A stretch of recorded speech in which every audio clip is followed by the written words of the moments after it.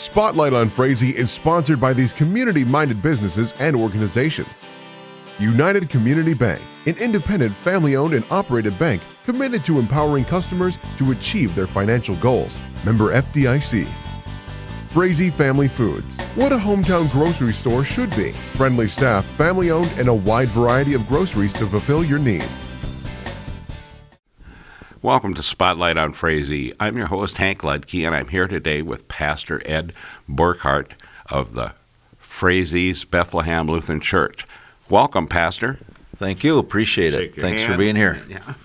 And now you've been here since the first of the year. January 1st I started. And now you don't live in Frazee yet, though. I'm living here most of the time, but I still have a home in Henning where my wife and our daughter Rachel, who's a junior in high school, is finishing up. So I do a little bit of commuting, but most of the time I'm here.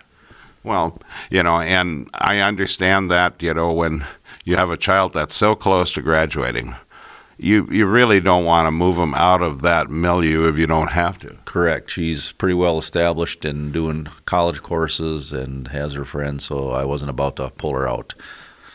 No, that wouldn't be good. No. And so now, where are you from originally, Pastor? I am from Abbotsford, Wisconsin, and people know that town by Hawkeye Dairy. So if you go through, you get a big ice cream cone, and I lived about a block from there, so you can tell where I stopped often after school. So. Abbotsville, Wisconsin. Abbotsford. Now, what part of the state is that in? Right in the middle, straight across from the Twin Cities, about 2.5 hours.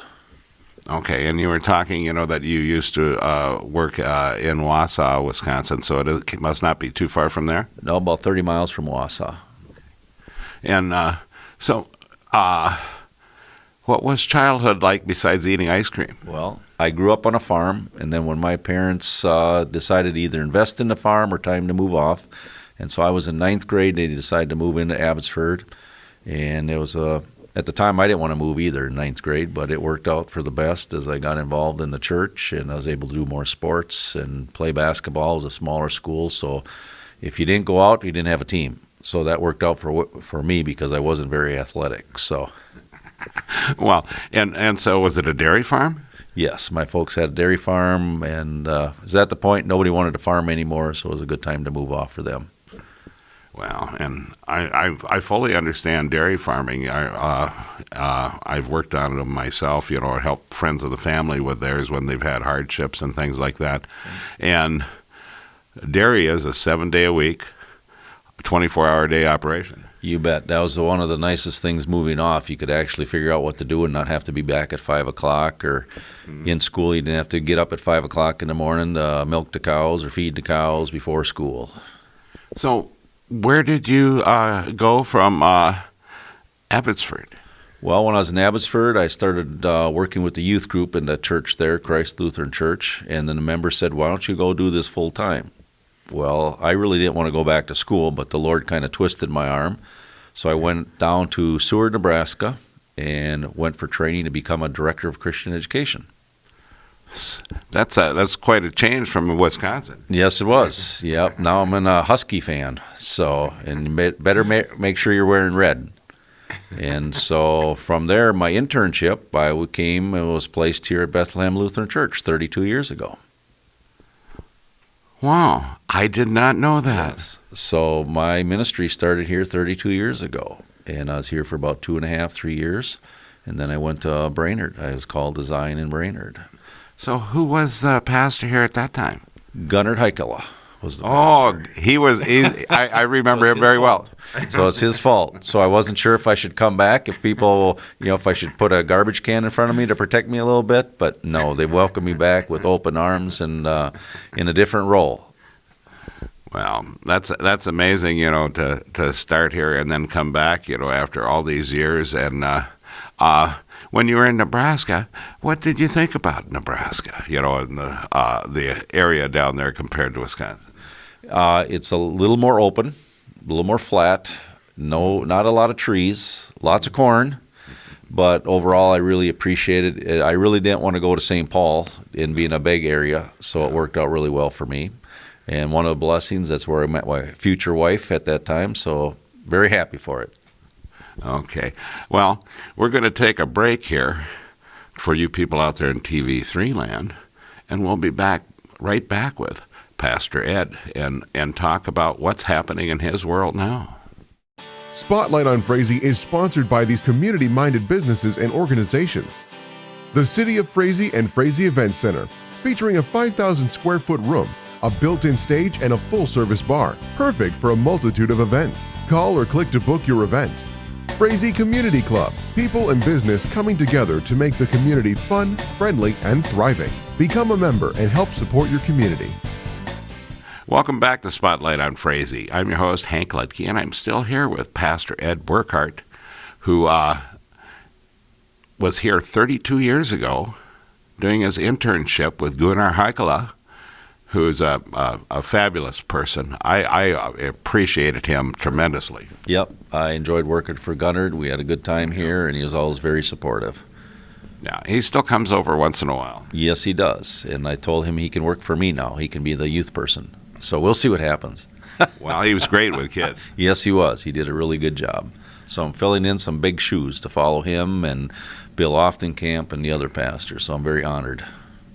Yeah. Pastor Bill was an interesting person. You know, he worked tirelessly with the youth and the football team. That's what I understand. So now he's doing that again where he's at in Elbow Lake. He said he's going to be coaching the softball team down there this spring. So, well, I'm happy for him in that. You know, it's good. You know, and he has family down there. Yes, he does. He's got a son close by, and I told him he couldn't take Amy away from here, though. We get to keep her. So now, after being in Nebraska and being here at Frazee and being at Zion Lutheran in Brainerd, I went there. And from there, I went to live in Henning, Minnesota, where I worked at Lutheran Island Camp for 4.5 years. Mm-hmm. And then the Lord came a calling that I should become ordained, as I was working with a mission start in Battle Lake and then doing a vacancy by Evansville.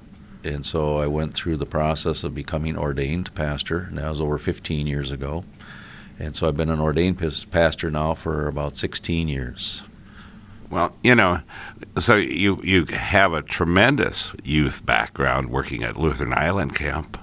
Yes, but they're always changing. That's the challenge of working with the youth, and as they graduate, they move on, and you have a whole new group coming in.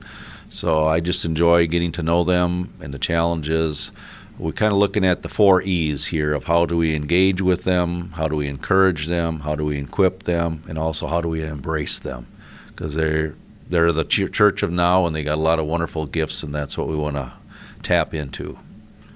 Well, and I'm a firm believer in organized religion because it gives you that moral fiber and background that you need to be able to relate with people as you go through life, and you don't learn it anyplace else anymore. Exactly. We need the foundation of the Scriptures and build on that relationship with the Lord on a daily basis. And that's what it motivates me. That's what it excites me to get up in the morning and share that relationship with other individuals.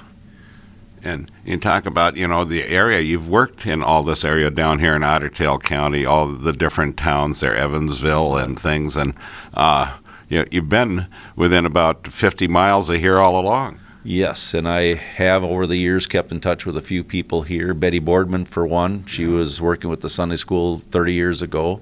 Not to give her away her age or anything like that. She's only 50 now, so.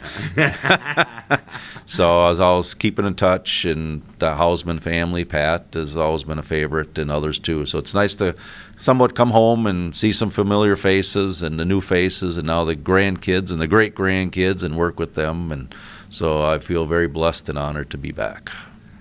Well, I know we're very happy to have you. We've been looking for a pastor for a few years now since Pastor Bill has left, and I enjoy your candor. You have a good feel about you. Appreciate it. It's important to have humor and stories and to listen to others, and my goal is that other people feel comfortable to come to church, and we work through whatever issues we have and be open to discussion and using God's word for confession and absolution and receive that forgiveness. And that's what it's about. Well, and Frazee, you know, has a number of churches, and we usually try to interview the new pastors or priests that come along, and so that you out there in TV3 land can meet these people, and then maybe you come to church on Sunday at 9 o'clock and see what else he has to say. Or, your kids, if they're in school here, they go to release time classes, and later on today, this afternoon, this place will be bustling with children. Yes, it will. Wednesdays are our fun day. We have release time from 1 to 3, and then catechism at 5:30, and soon Lent will be starting, and then we'll have a Wednesday evening service to invite anybody to, and that's at 7 o'clock. Well, I appreciate you being on the program, Pastor, and we wish you all the best. Thank you. Appreciate the opportunity. And I heard there's a guy, Hank, singing in our choir, so come see that too. Yeah, I'll be down here. Hey, all right. Wonderful. And with that, remember, pet the dog, hug the kids, kiss the wife, and wave at the neighbor. The next person you wave at could be your next best friend. And we'll see you next week on Spotlight on Frazee.